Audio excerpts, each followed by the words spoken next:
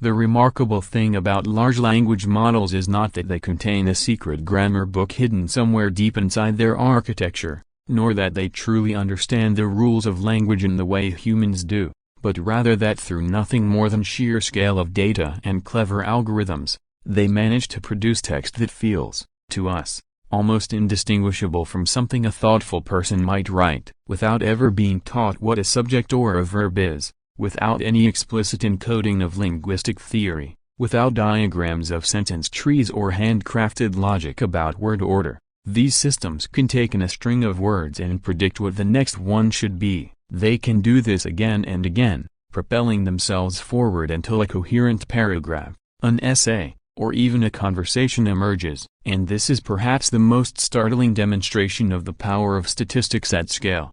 By being trained on trillions of words drawn from the depths of the internet, by seeing patterns upon patterns upon patterns, they become engines of prediction, mapping the shadows of human communication in ways that astonish even the researchers who built them. For many, this statistical trick is enough. It is useful, powerful, and opens doors to applications we once thought decades away. But there is also a growing chorus of voices who believe that if artificial intelligence is ever going to move to the next level, if it is ever going to achieve not only fluency but true adaptive intelligence, it will require more. It will need architectures that resemble the ways our own minds are structured, models that capture not only what words follow each other but how we build an inner model of the world, how we represent reality, how we direct attention, how we combine information across different senses into a unified experience. This is where some of the most daring research in the field now lies. A handful of scientists are no longer content with large data and neural networks alone. They are experimenting with systems that draw inspiration directly from neuroscience, from theories about how our brains support awareness, decision, imagination, and perhaps even consciousness. Among them is Rufin van Ruim, a CNRS research director who holds a research chair at the Artificial and Natural Intelligence Toulouse Institute. His work is driven by a simple but audacious question: could AI systems gain new powers, new flexibilities, even new forms of creativity, if we gave them additional architecture inspired by the human brain? And in particular, could we build systems that resemble the so-called global workspace theory of consciousness, a framework many neuroscientists believe explains how our own minds achieve unified awareness? To understand how Van Ruim came to this point, it helps to go back decades. As a teenager and later a university student in the 1990s, his passion was already clear. He wanted to build thinking machines. The dream was not just to write programs that solved math problems or followed rules, but to create computer systems that seemed to think, reason, and perhaps even understand. He studied mathematics, computer science, and artificial intelligence, but the eye of that era felt unsatisfying. It was dominated by what is known as symbolic eye, an approach that involved writing down by hand long lists of rules, logical steps that a computer would follow. If you wanted to teach a machine to play chess, you might code the exact steps for evaluating moves. If you wanted it to recognize an object, you would attempt to spell out the characteristics and rules. If it has 4 legs and a flat surface, perhaps it is a table. Van Ruim found this deeply frustrating. How could one ever hope to encode the richness of the real world into neat rules? How would you ever write down enough instructions for a machine to look at an image and truly see it? It seemed hopeless. And so he turned his attention elsewhere, to the one system that clearly could do this, the human brain. By the late 1990s he had moved into neuroscience, a field he would work in for more than 2 decades. He conducted experiments, probing electrical activity in the brain, and fMRI studies, mapping regions of activity. He looked at how people perceive, how they attend, how they become conscious of certain things and not others. For years he lived inside the details of biological systems, studying neurons, synapses, and the dynamics of networks. But around 10 years ago, the landscape shifted dramatically. Deep learning, long an obscure corner of computer science, suddenly exploded into prominence. Neural networks trained on vast data began achieving results no one thought possible: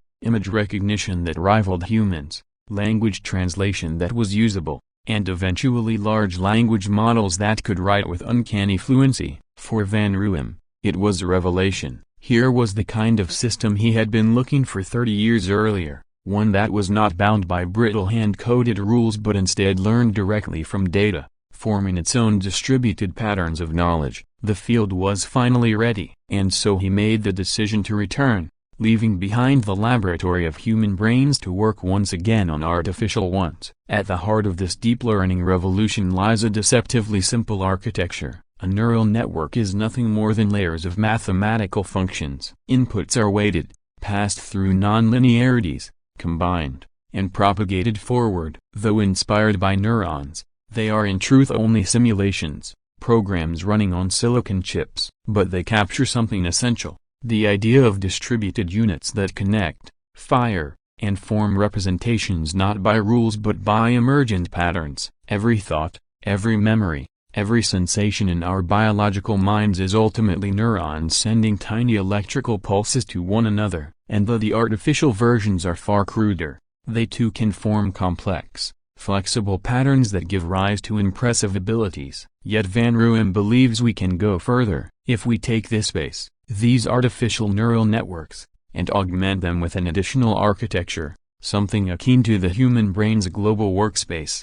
Then we might unlock new capacities. But what is this global workspace theory? It was first proposed in the 1980s by Bernard Bars. The idea is that the brain consists of many specialized modules. Some handle vision, others process sound, others deal with language, action, or memory. Each module can operate independently, doing its job well in isolation. But what allows us to integrate these streams into a single conscious experience is a central workspace. Attention determines which information from which module gets brought onto the stage. Once on stage, that information is broadcast out to all other modules. This process explains why our conscious experience is unified. The same representation is shared across the whole system. It also explains how information becomes enriched. A visual perception of an object, once brought into the workspace, can be connected to language modules, giving it a name, and to motor modules, giving it possible actions. In short,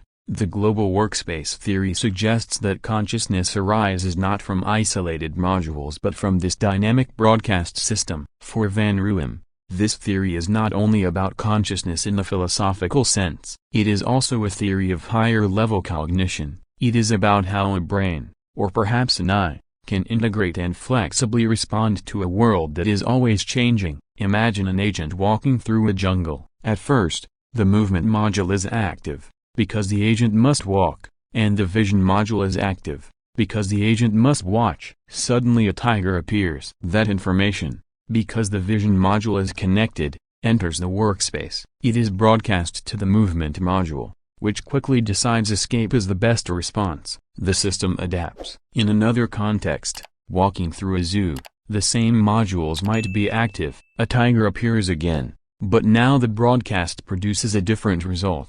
Instead of escape, the language module is recruited, and the agent might simply remark, "Look at the tiger." The same input leads to different outcomes depending on context, because the workspace allows flexible reconfiguration. This, Van Ruem argues, is what modern AI lacks and what it desperately needs. He and his colleagues have begun building simplified versions of this architecture. So far they work with only two modules at a time, often vision and language. The system is exposed to images, to language descriptions, sometimes separately, sometimes together. Over time it learns associations, how a visual pattern corresponds to a word, how a phrase can map to a feature in an image. Importantly, it can use the workspace to translate between modalities even when only one is present. Given an image, it can generate a language-like description. Given words, it can imagine visual features. Much of this learning is self-supervised, emerging from the co-occurrence of data rather than explicit labels. The true test of such a system is whether it can generalize,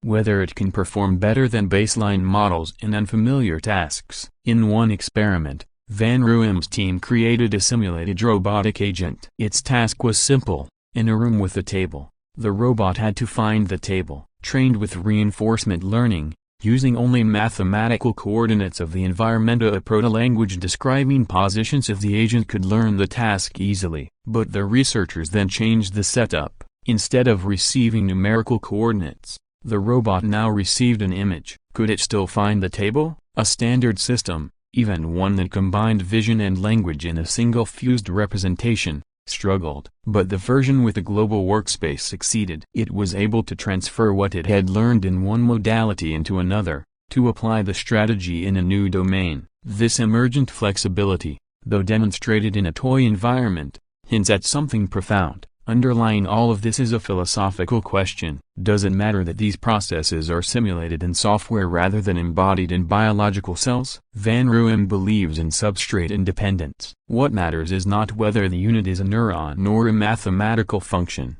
but how information is processed. If the right architecture is in place, if the right patterns emerge, then the system may achieve the same kind of cognition, perhaps even the same kind of conscious experience. Others disagree, insisting that biology matters, that true consciousness may require the messy, wet dynamics of living neurons. For now, no one can say for certain. The only path forward is to build, to test, to see what happens. And so the journey continues, blending decades of neuroscience with the cutting edge of AI. The hope is not necessarily to create artificial consciousness, though that possibility lurks in the background. The more immediate goal is to create AI systems that are more robust, more adaptable, more capable of reasoning in flexible, human-like ways. If global workspace architectures can be successfully integrated with large language models, if vision, action, and reasoning can all be dynamically broadcast across modules,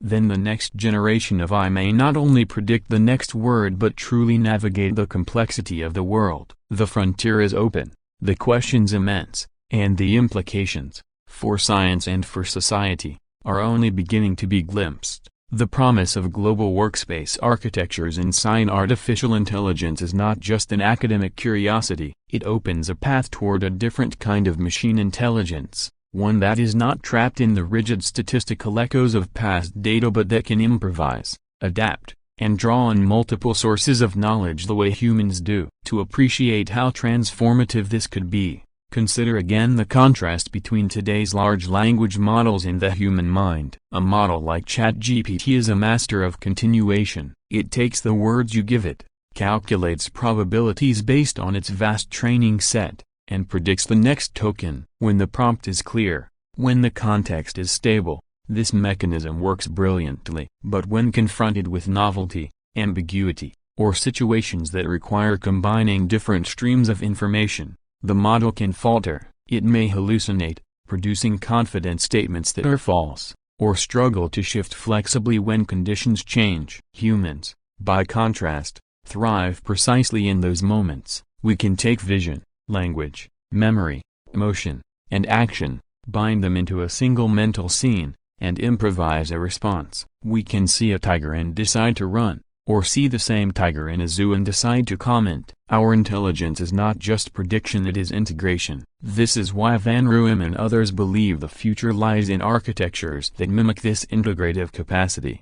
Their robotic table-finding experiment, simple as it may seem, illustrates the principle. A system trained in one modality was able to transfer knowledge into another modality because the workspace broadcast allowed cross-domain representation. It was not locked into one input format. It could reinterpret its knowledge depending on what was available. That kind of flexibility, scaled up, could allow machines to navigate real-world environments where information is partial, noisy, or shifting. Imagine a household robot instructed to clean a kitchen. One day the floor is clear, the next day toys are scattered across it, the next day the light is dim, and the visual cues change. A workspace-enabled AI could adjust on the fly, combining vision, language commands, memory of past layouts, and perhaps even internal reasoning to achieve its goal without collapsing in confusion.